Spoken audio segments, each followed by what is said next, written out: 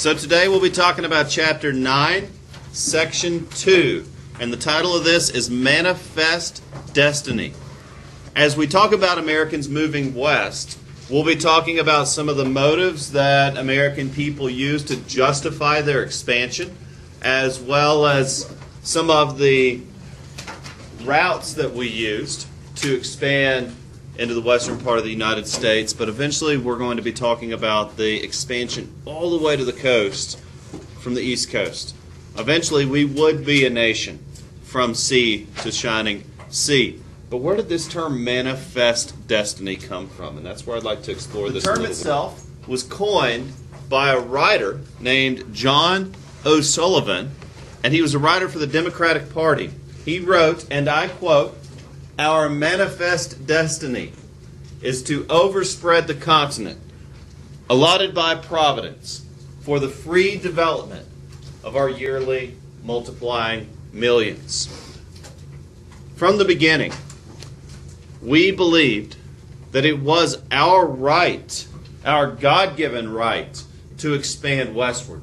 No matter what we had to do, no matter who we had to kill, no matter what we had to steal, take, or borrow, that it was given to us. At least that's how we like to justify it. I'd like to show you one of our oldest hymns. This is our national hymn. You've all heard of the national anthem. This is our national hymn. And I'd like to read the first part. I'm not going to try to sing it. I'm going to read it for you. "My country, 'tis of thee, sweet land of liberty, of thee I sing. Land where my fathers died, land of the pilgrim's pride, from every mountain's side, let freedom ring."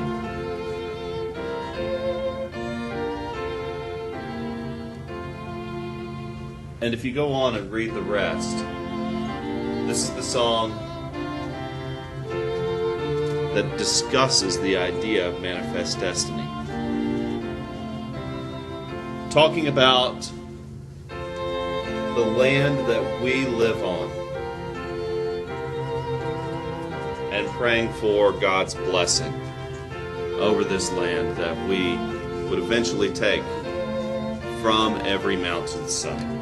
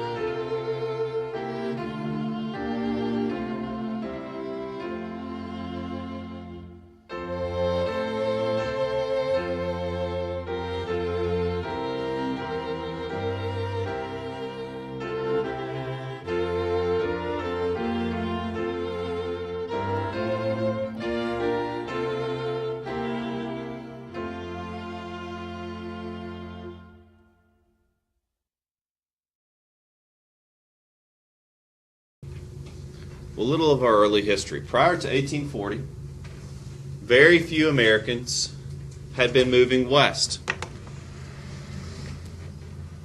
Most chose to stay east of the Appalachians.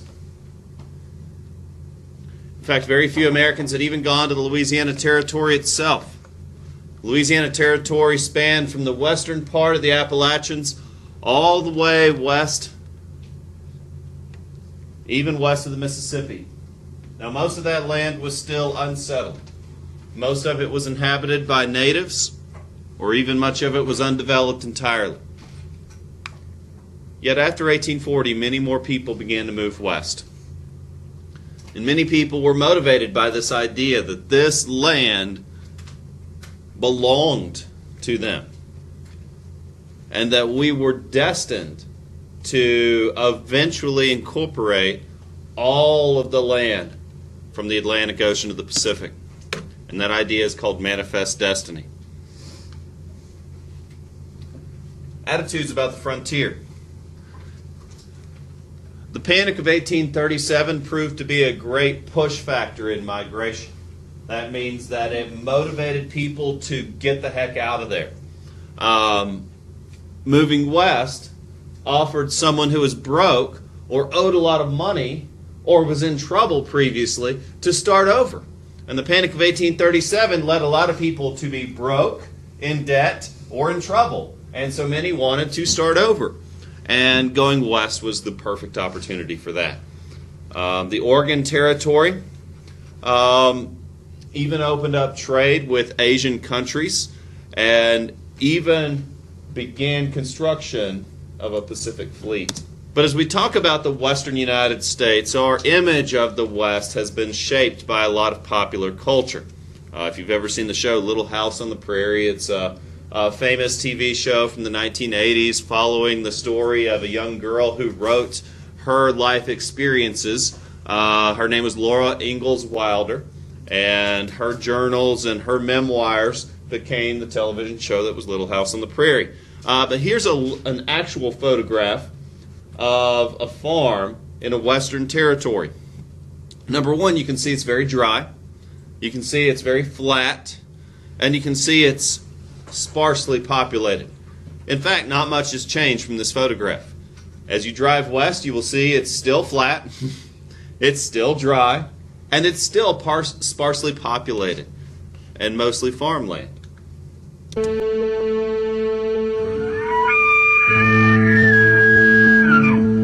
Before about 1840, few American citizens had ever seen the far west. Apart from a few trappers, a handful of traders, and a small number of immigrants who had migrated to Oregon, California, and Texas, almost no one had ever been west of the settlements bordering the Mississippi River. But if you did go west and wrote about what they saw, they described the unsurpassed beauty of the land. They told of wide open spaces under endless skies. Easterners came to see the West as a kind of promised land, brimming with opportunity and free for taking. Oddly, the right of Americans to occupy that land was scarcely questioned, even though, of course, it was already occupied. Numerous tribes of Native Americans had lived in the western and eastern regions since prehistoric times, but whatever rights these first Americans might have had by reason of first occupation were largely ignored. Still, the systematic suppression of Indian rights did require a rationale, a principle on which to build public policy. That principle was to be found in the concept of manifest destiny. It was the belief that Americans, with their democratic institutions, their religion, and their industrial civilization, had an obvious God-given right, almost an obligation, to spread their culture over the continent. Now, contact between settlers and Native Americans dates back to the earliest colonial settlements. And in fact, when Columbus landed on the very first islands in what he termed the West Indies, he came in contact with a group of natives that he called the Taino. And so as European settlers became American citizens, and as American citizens began to expand, everywhere we expanded, we found native peoples. Now, generally, these Native Americans would choose to maintain their own cultural institutions and their own ways of life, just as we choose to hold on to our own aspects of our own culture and our own ways of life. Some do assimilate, like the Cherokee. Some do fight, like the Seminoles that we've talked about, or the Apache and Sioux that we'll be talking about soon. And some, in fact, go to war. In the 1830s, settlers in the Illinois Territory as well as the Iowa territories pressured natives in those areas to move west, to get out of these places and to let the settlers have their land. The Black Hawk tribe led a rebellion in the Illinois and Wisconsin territories. Just like Little Turtle, just like Tecumseh, these people formed a confederacy of Native American tribes to attempt to fight the Americans and keep their land. These tribes were defeated. The Sow and the Fox were forcibly moved west of the Mississippi. And these natives were forced to leave their homes and to find new places to live. And so the Black Hawk War was a great defeat for the Native Americans. With removal now an official policy of the United States government, the journey of thousands of Native Americans east to west continued throughout the 1830s. Not everyone left peacefully. Disappointed with his tribe's removal to Iowa, Sauk Chief Black Hawk recrossed the Mississippi in 1832, hopeful he could reclaim his people's homeland. What followed was called the Black Hawk War. It was more chase than war, as troops chased Black Hawk and his people up through Illinois, through Wisconsin, down the Wisconsin River to the Mississippi. Black Hawk left the group to find allies to join his fight. At the mouth of the Bad Axe River, Black Hawk's people, many elders, women, and children, were massacred trying to surrender. Now, if you read a lot of Western literature, there's often discussion about middle ground. It's another word for land that no one really wanted to live in. It was a neutral zone, if you will, a buffer between native villages and Western American settlements. And so it's an area not dominated by either particular group. It's where often these two parties would meet. And I'm not talking about a specific area. I just mean that there were many forts and settlements that Americans were establishing in these western provinces as we were moving in that direction. And then there would be unclaimed land between native villages and these forts or settlements, where often people would meet to trade. And so sometimes we forget, we think about westward migration as a long-standing war that ended officially in 1890. But in fact, it was just a movement of peoples. And like any other movement of peoples, there is sometimes conflict, but there is more often trade and communication. And people go on about their daily lives. For example, the sack of Troy, if you've ever seen that movie with Brad Pitt and Eric Banner, not Eric Banner, but whoever played the Hulk in that old movie. It was a neat movie, but that's all it is. It's based on an amazing poem by an ancient writer named Homer about the sack of this great city in antiquity. Archaeologists have dug up the city of Troy, and they found that it was actually burned down about 7 different times. And they found that the invasion of Troy from the Greeks lasted over 7 years. And that in reality, all that happened was these Greek people set up a settlement near the settlement of Troy. And then from there, they traded, they intermarried, they conducted business and lived their lives and would occasionally fight one another. And that's often what we see here in these westward settlements. The middle ground did often move further west, especially as a result of the Indian Removal Act of 1830. But again, when you look at the west and when you drive out there, that's often what you see until you get to the Rocky Mountains. Now, as I said, while natives were being pushed westward, some did fight. In 1851, a treaty was brokered between the United States and representatives of Native American tribes. It was called the Treaty of Fort Laramie. The United States promised to officially honor Native American tribal boundaries. Native Americans would gain control of the Central Plains, think Kansas, Iowa, the Dakotas. In return, Native tribes that signed this treaty promised not to attack American settlers. The agreement was that American settlers must respect the boundaries established within this treaty, Inside those boundaries would be the sovereign nations of these Native American tribes. They would be considered as different countries. In return, as long as these boundaries were respected, settlers were not to be attacked. And while the American government never intended to fully honor this treaty in the long term, it was seen as a compromise. But it didn't stop large numbers of settlers from continuing to move into the West.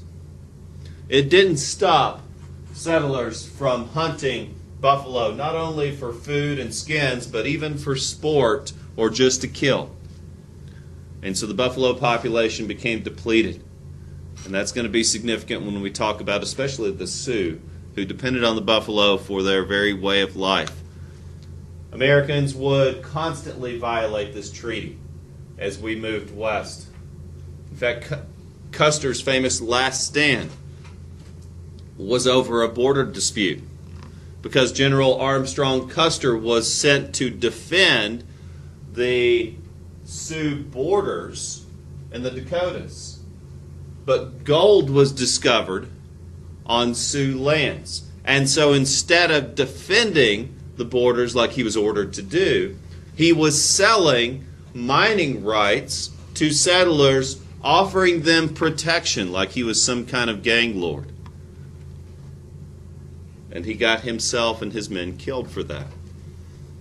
But again, the official treaty was meant to be a peace agreement promising mutual compromise. But unfortunately, it didn't work out that way.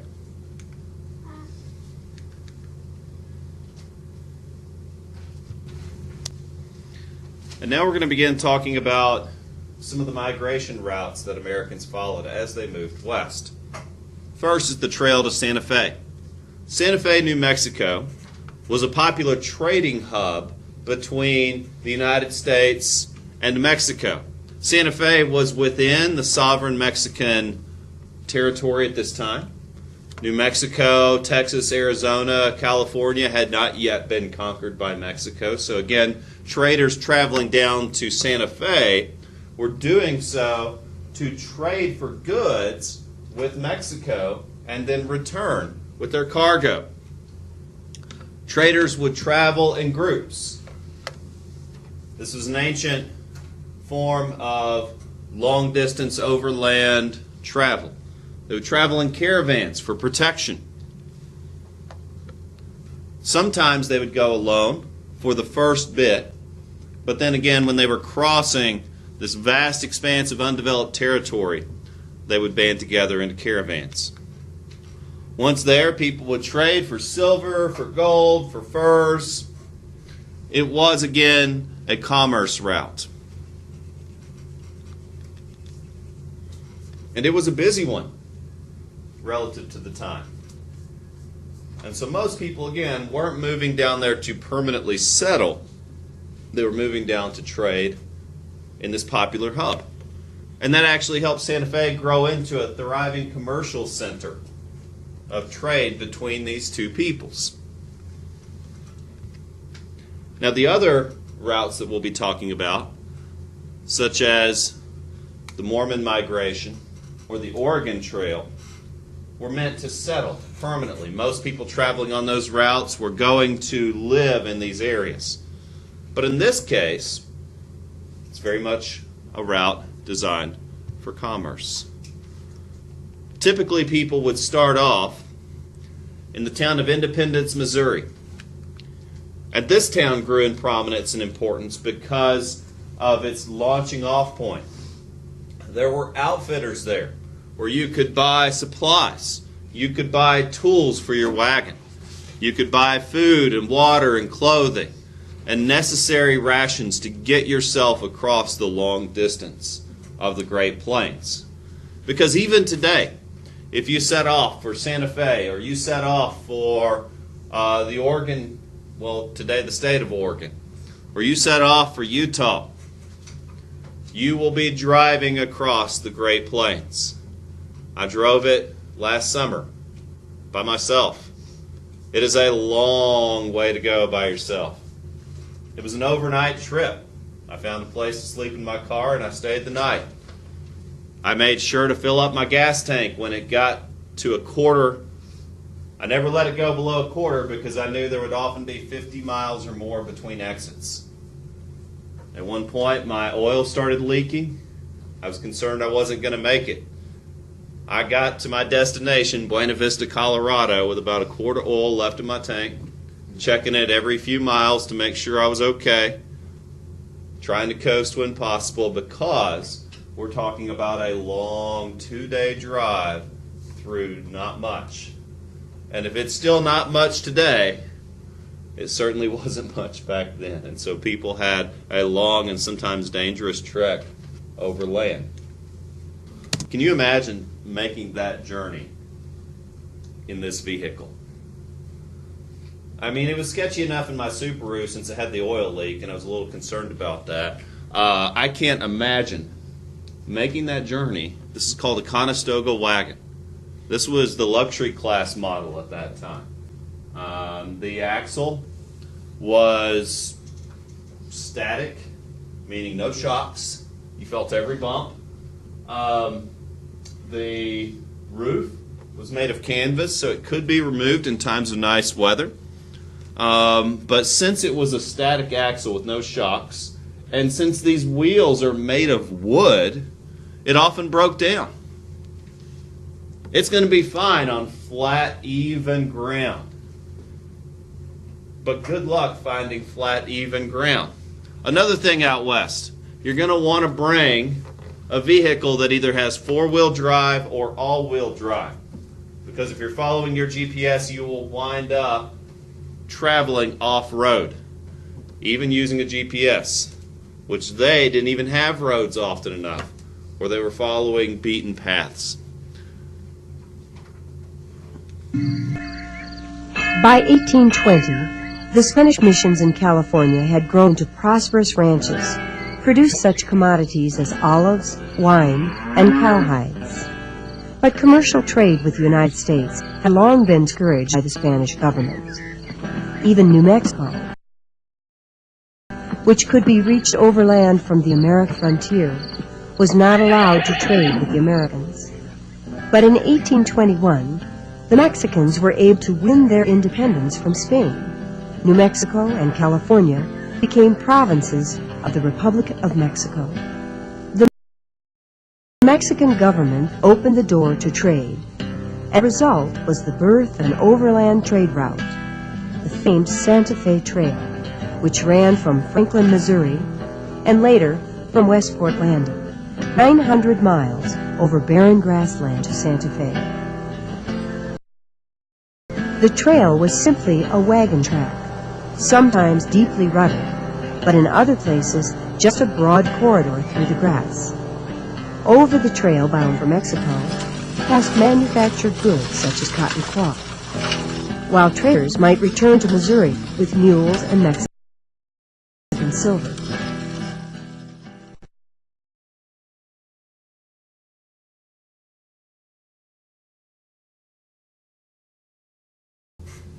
So the next trail I want to talk about is the trail to Oregon. In 1836, settlers began going to the Oregon Territory.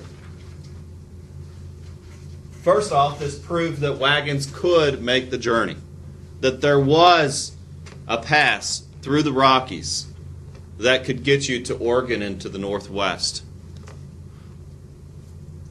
There are some passes through the Rockies. You can go south around through Texas, but what the Oregon Trail proved was that there was a Northwest passage, but that it can be fraught with peril.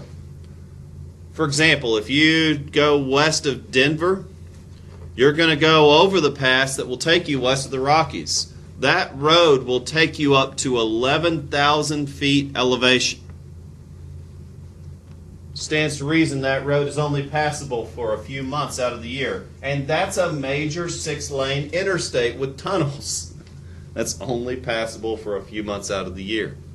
And so again, these settlers had to be very careful on the passage to the Oregon Territory so that they did not cross at the wrong time.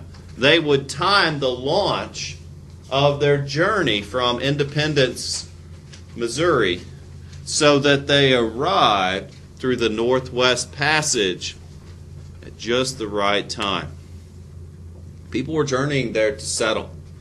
The Oregon Trail might have been the most dangerous and difficult migration route of them all, because settlers would cross through hostile territories.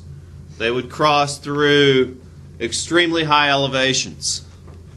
The base elevation of Denver itself, one of the flatter parts of Colorado, is at 6,000 feet.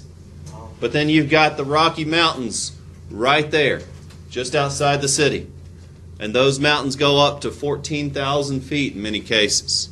And the passes through them, again, are often covered in snow. These pioneers were taking those wagons through those passes.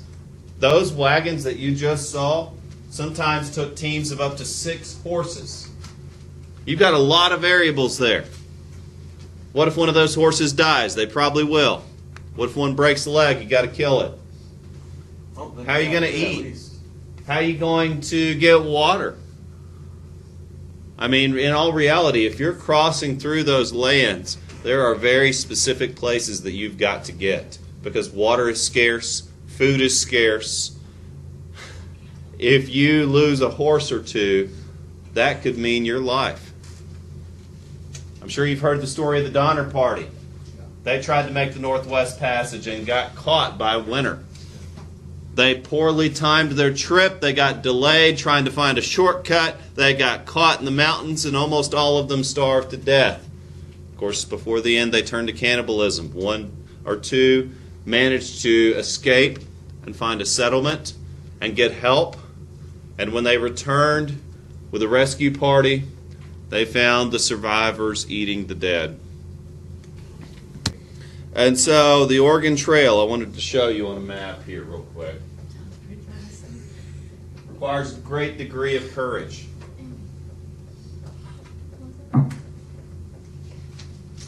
The westernmost settlement was Fort Boise, and that's in Idaho. It's now the capital city of Idaho. At this point, settlers have made it west of the Rockies. In fact, if you're driving by car, this is about a 12-hour drive from Denver. You've got to go over the Rockies to get to Boise. I plan on going there next summer, actually.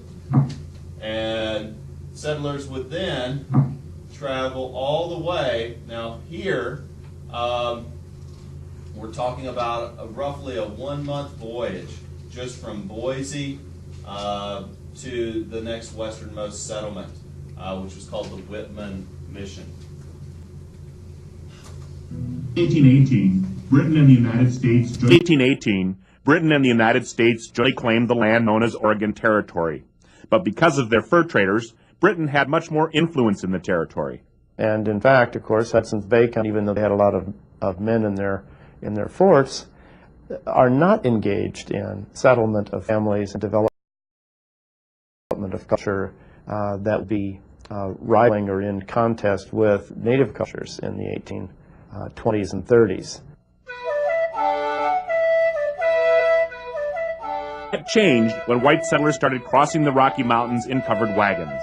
The Oregon Trail would bring more than 350,000 settlers to the Pacific Northwest by the Civil War.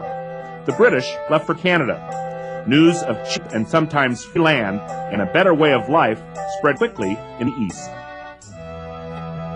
Societies back in Boston, for instance, that would, for the settlement of Oregon, and they would tell how that not only was this a land overflowing with flowing with milk and honey, it was overflowing with milk and honey, and of course there's just nothing at all to get across the plains and get here, you know. The Oregon Trail became known as the longest graveyard in the world.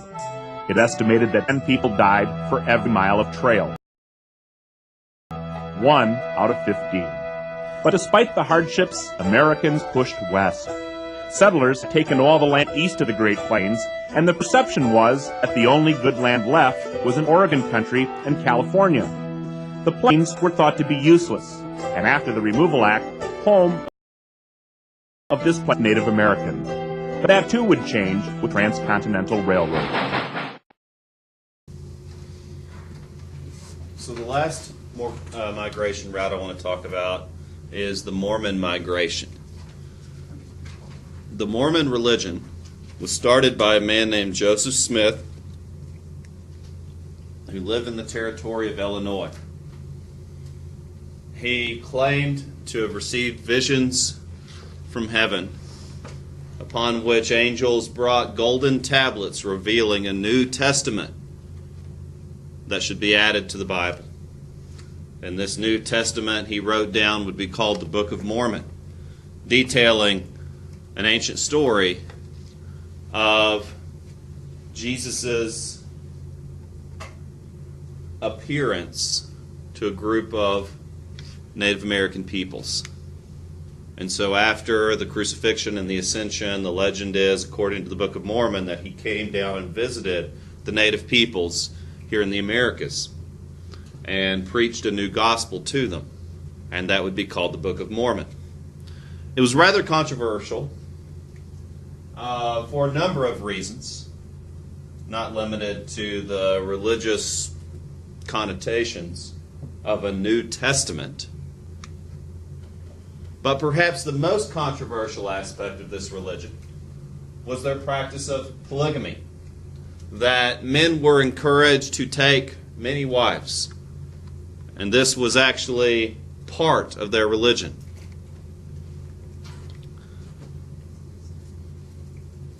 The practice of polygamy earned the Mormons a great deal of ridicule, and Illinois newspapers began to print nasty things about Joseph Smith and his followers. Well, Joseph Smith was very passionate about his beliefs and very upset about the things the newspapers were saying about him and his people. And so he blew up the newspaper publishers. This is considered an act of terrorism. And so he was arrested. People hated Joseph Smith and the Mormons so much, they stormed into the prison, they yanked him out of the jail, and they hung him in front of the town. Now, Brigham Young was Joseph Smith's second in command. He was his successor. And so Brigham Young led all of the Mormon people out of the Illinois Territory. They were going to move west. They were going to find a better place to live where they could be safe from religious persecution. The goal was to escape the United States. And they wound up settling in a place called the Great Salt Lake in Utah. And while there,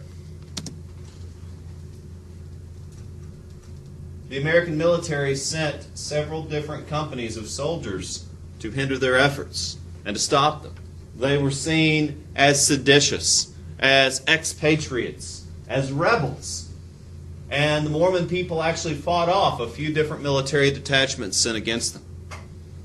Eventually, the Mormons settled in Great Salt Lake City in Utah, and that has now become the capital of Utah. And when they applied for statehood, the American government hated the Mormons so much that they refused to allow Utah to become a state until Brigham Young died. It was written into the charter that Utah could become a state when Brigham Young died. Now, if anything tells us about America's expansionist attitude, perhaps it's James K. Polk's election. When Polk ran for president, he promised, and his slogan was 54-40 or fight, that we would annex the territory of Oregon from Great Britain, or we would go to war with Great Britain. That was the campaign slogan in 1846, and that's what won Polk the presidency. Can you imagine?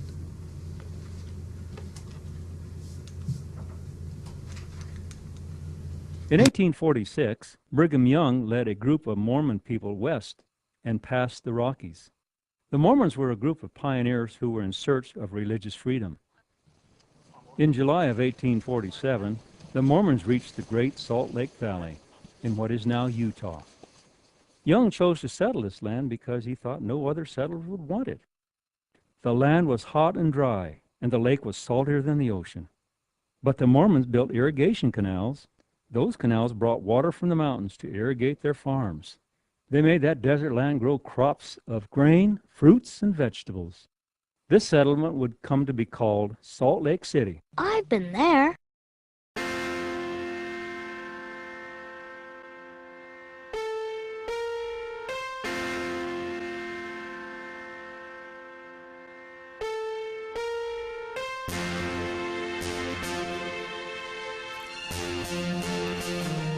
We had a little bit of money with a farm in Illinois that never made us nothing, so we got the girls and boys and we gathered up our stuff on a cold March night.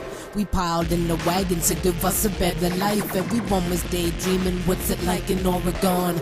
Moving real steady, the wheels rolling along. A fire hit the wagon and we lost an extra axle and a couple pounds of food. I didn't know what to do. I had to keep going through the ice and the snow. We were sliding everywhere and my ox broke a bone. Somehow we managed to make it to the Kansas River crossing. Didn't stop to look around, and since we had a little problem, didn't have the extra money for a guide, so we cocked the wagon and got everyone inside. We pushed off the banks, everything was going fine till the wagon tipped over and Agent B died, and I didn't know how to deal with the pain. You can't write an epitaph on watery graves, and it made me insane. We traveled at a grueling pace, held back the food, they'd be too weak to complain, and I started tripping out. The mountains was turning colors. I kept on going, didn't care about the others. We ran out of food and I tried to maintain, but I hallucinated and got lost for 4 days. I had to make a choice as the trail divides. We headed to Green River, but would we survive? Dysentery got Tommy and Sarah was exhausted. I was like the army man, we had to keep marching. Sarah kept coughing, I wasn't stopping. Then Sarah died, it was the nail in my coffin. Tommy kept crying and I kept on my way till we got to Green River. Tommy begged me not to make the very same mistake that killed Agent B, but I wouldn't let this river get the best of me, so I cocked it again until I heard that old sound of a wagon tipping over and little Tommy drowned. And then I lost Billy and I lost my mind. In the middle of the wilderness, your wagon leader died, and somebody wrote an epitaph, here lies King. I tried to get the trail, but the trail got me.